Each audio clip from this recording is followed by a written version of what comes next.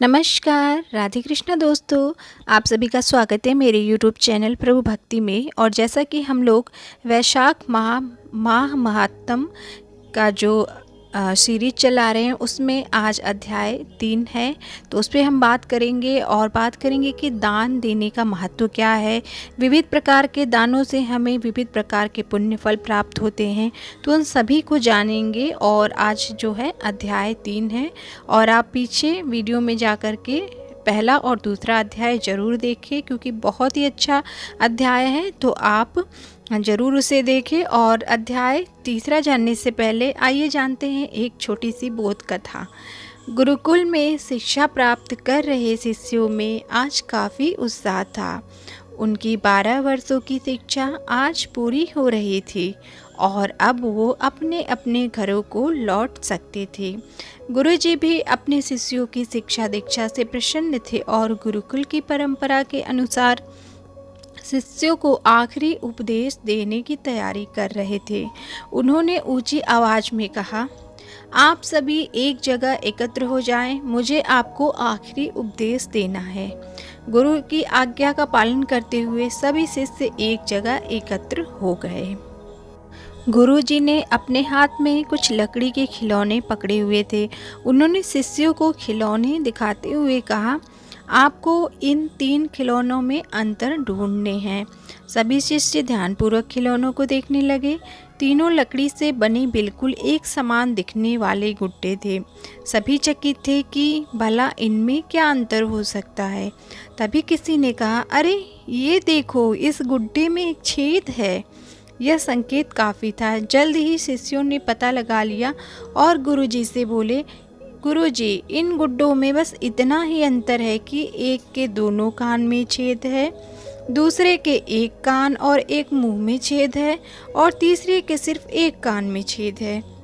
गुरुजी बोले, बिल्कुल सही। और उन्होंने धातु का एक पतला तार देते हुए उस कान के छेद में डालने के लिए कहा। शिष्यों ने वैसा ही किया। तार पहले गुड्डे के एक कान से होता हुआ दूसरे कान से निकल गया, दूसरे गुड्डे के कान से होते हुए मुंह से निकल गया, और तीसरे गुड्डे के कान में घुसा तो कहीं पर निकला ही नहीं।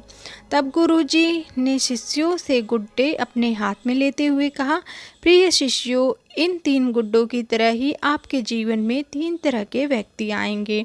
पहला गुड्डा ऐसे व्यक्ति को दर्शाता है जो आपकी बात एक कान से सुनकर दूसरे से निकाल देंगे।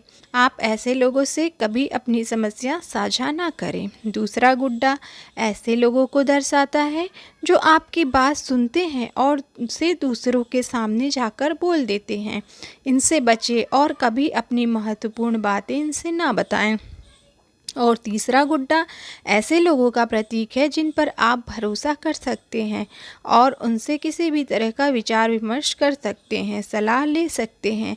यही वो लोग हैं जो आपकी ताकत है और इन्हें आपका साथ हमेशा अच्छा लगता है, और ये जो कुछ भी सुनते हैं वो अपने अंदर अपने मन में लिए रखते हैं।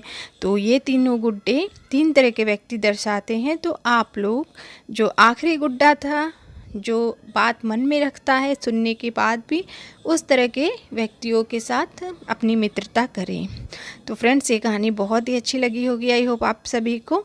अब आइए हम लोग जानते हैं वैशाख महात्म का तीसरा अध्याय।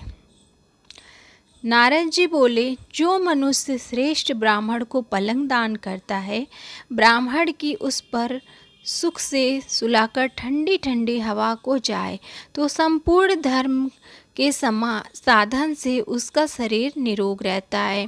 इस दान से सब ताप शांत हो और दूर हो जाते हैं। वह मनुष्य योगियों से भी दुर्लभ पद पाता है।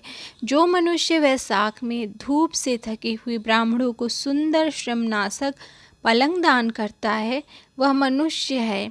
हे राजन, संसार के जन्म मरण और वृद्धावस्था के कष्ट नहीं भोगता। उस पलंग पर ब्राह्मण के शयन करने से जीवन भर के अनजाने में हुए पाप नष्ट हो जाते हैं।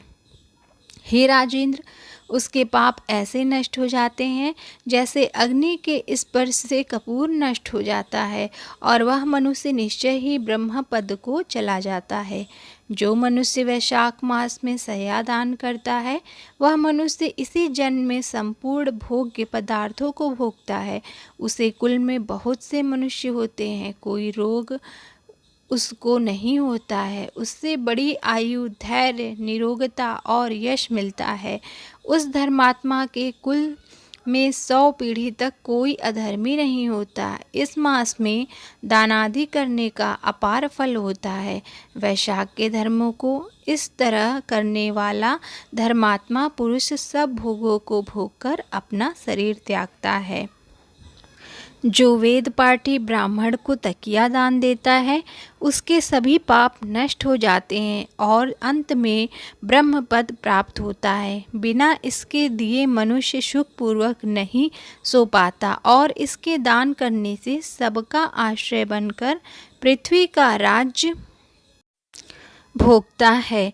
हे राजन, वह मनुष्य 7 जन्म तक सदा सुखी, भोगी, धर्मपरायण और विजयी होता है, फिर अपने सातों कुल समेत मुक्त हो जाता है।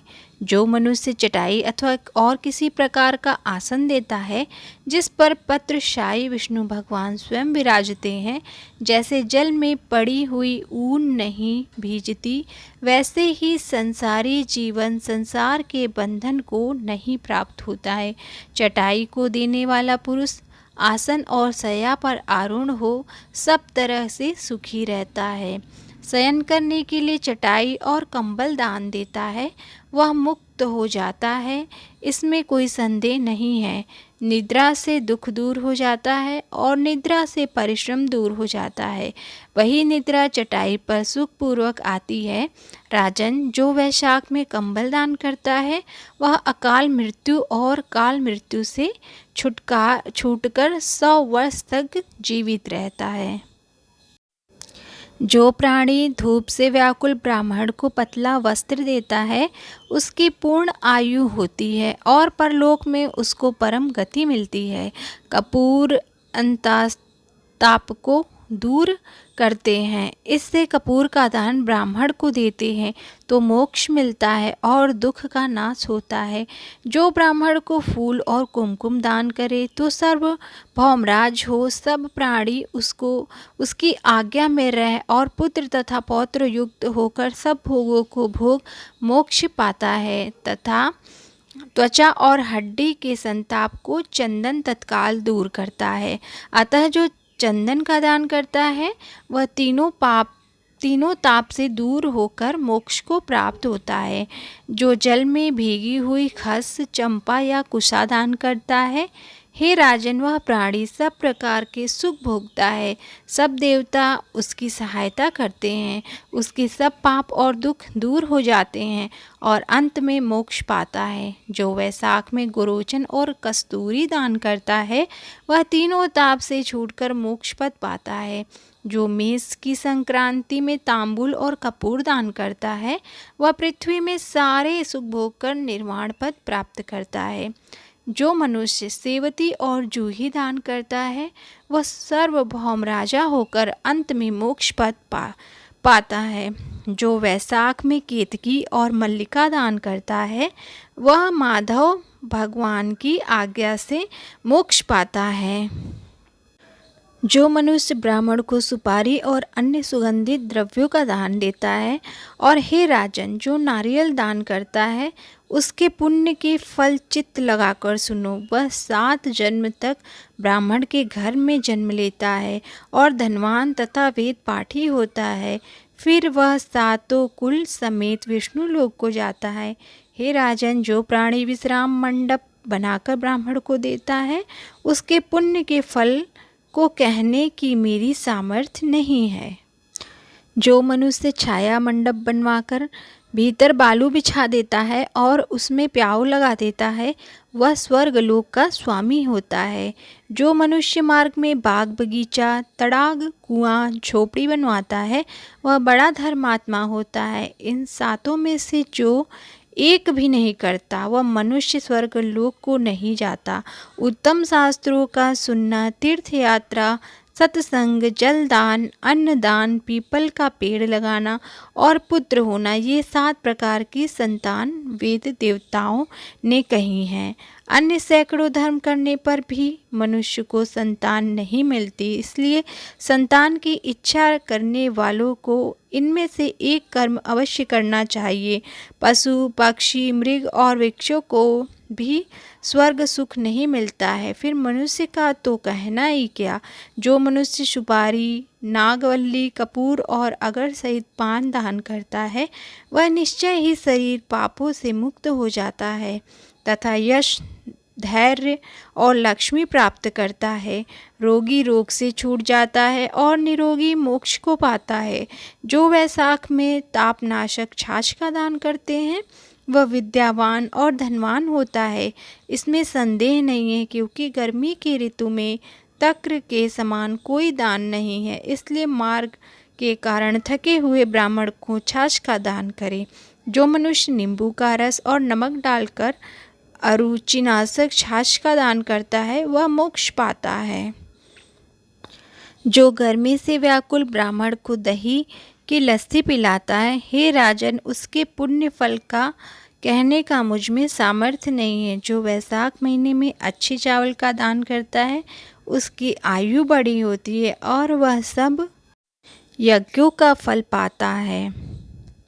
जो तेज रूप गौ का घी दान देता है, वह अश्वमेघ का प्राप्त कर विष्णु भगवान के आनंद पाता है। जो मेष संक्रांति में ककड़ी और गुड़ का दान करता है, वह संपूर्ण पापों से छूटकर श्वेत द्वीप को चला जाता है। जो मनुष्य दिन के ताप की शांति निमित्त ईख का दान करे, उसका अनंत पुण्य होता है। जो सायंकाल श्रम की शांति के लिए पन्ने का दान करे, वह संपूर्ण पापों से छटकर विष्णु की सायुज्यता को प्रदान होता है। जो सायंकाल के समय ब्राह्मणों को फल और पन्ने का दान करे, उस दान से पितरों को निश्चय सुधापान मिलता है। जो वैशाख महीने में पके आम के फल और पन्ने का दान देते हैं, उनके सब पाप निश्चय ही दूर हो जाते हैं। वैशाख महीने की अमावस्या को पेय से भरे घड़े का दान करने से 100 गाय श्राद्ध के बराबर फल मिलता है, इसमें कोई संदेह नहीं है। वैशाख की अमावस्या को कस्तूरी, कपूर, मलिका, खस आदि वस्तुओं से युक्त जल कुंभा दान देने से पितरों की आत्मा को शांति मिलती है और 96 श्राद्ध करने का पुण्य फल निस्संदेह ही मिलता है। तो फ्रेंड्स, आज का जो अध्याय है यहीं पे समाप्त होता है और आज हमने जाना कि विभिन्न प्रकार के जो हैं दान, कंबल का दान, कपड़े का दान और फलों के रस का दान, ऐसे विभिन्न प्रकार के जो दान हैं उनको करने से लोक परलोक तो सुधरता ही है, साथ में जो पितरों का जो तर्पण है वो भी होता है और उनकी आत्मा को शांति मिलती है। तो आप ज़रूर इनमें से किसी एक प्रकार का दान जरूर करें। मिलते हैं हम नेक्स्ट वीडियो में और जानकारी के साथ और नए अध्याय के साथ। तो चैनल को ज़रूर सब्सक्राइब कर ले और अपने बिजी दिनचर्या में ज़रूर 5 मिनट का समय निकालकर वैशाख मास महात्म्य जरूर सुने। इसको सुनने से बहुत ही सारी जानकारियाँ मिल रही हैं फ्रेंड्स। तो आई होप सभी को पसंद आएगा, तो लाइक शेयर ज़रूर करें। मिलते हैं हम अध्याय 4 में, तब तक के लिए राधे राधे, जय श्री कृष्ण।